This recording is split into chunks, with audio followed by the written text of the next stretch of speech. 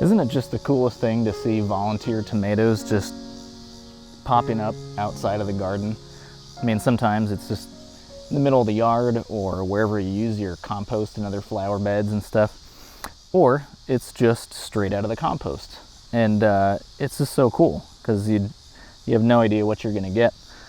We've got 1, 2, 3, 4 in the front, and then there's another one coming up in the back there. And I mean, these could be from anywhere. Possibly some of them are from the other volunteer plant that came up actually right where the camera is last year.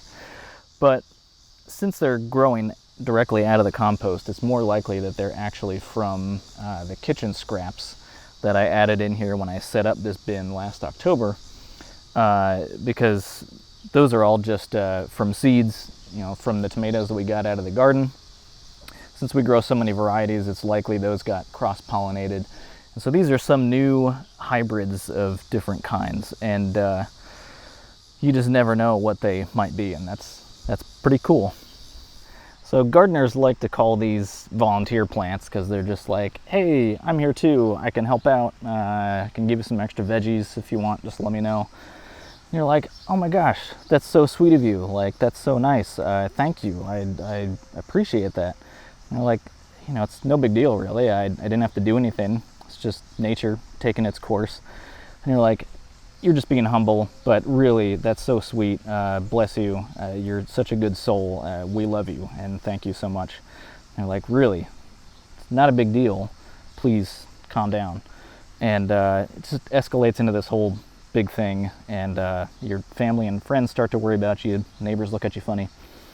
That's been my experience anyway. But it's so great to see these just come out like this. You don't even have to do anything. I'm not going to worry about maintaining them. I'm just going to let them go and use them to study and learn their natural growth habits, the way they branch off and root themselves where they contact the soil. And I hate to say it, but in some ways I think these even look maybe a little healthier than the plants growing in the raised beds. But I'll have to keep an eye on that. I mean, it's a completely different growing medium, different situation and all that. And, these came out a lot later than the ones over there, which had to deal with all that rain in the spring. So we'll see. But it's something to study and learn from. So only 2 of them are fruiting at the moment. And, well, we're starting to get some on that one, but from what I can tell, this one looks a bit like a sun gold just because they're so almost perfectly spherical, and that would be nice to have more of those too. This one's just starting to fruit down here. Can't really see those too well yet. And then the one over here, they actually look a bit more oblong, like a Roma or something, which is really strange because we haven't grown anything like that for several years. So I don't know what that's going to be. So yeah, I mean, of course we'll be sharing these with the wildlife again, and we'll have to keep an eye out. I'll hang out by the window with some binoculars and see if we can at least get some of these. And yeah, when I do an update video in a few weeks, I'll take a look at these more closely and see how they turn out, and see maybe do, if we get some, we could do a taste test on them and see what they're like. So this is all fantastic to have all these just coming out here, but I did notice that we do also have something else back here that we need to watch out for. And if you're familiar with that already, then you know why we need to be careful. If you don't know what that is, you should pause the video now and be sure to study the leaf shape and pattern of one of the most notorious vines known to man. Poison ivy is a real bad actor, and you really have to watch out for it.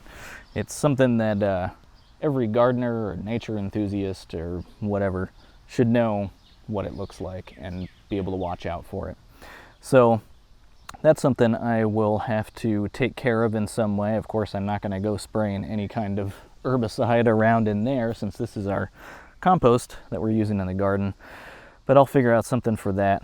I mean, I have heard that it is actually possible to handle it with your bare hands as long as you use a really good like degreaser like car mechanics use, something to really get that oil off of your hands within, you know, a few hours after. I definitely don't even want to try that, so I'll be real careful and get that out of there. So that's it for today. Please leave a comment below if you've got any weird hybrid plants coming up in your yard or your compost or whatever. And if you haven't already, please be sure to subscribe for more weird gardening videos like this, and I'll see you next time. Thanks.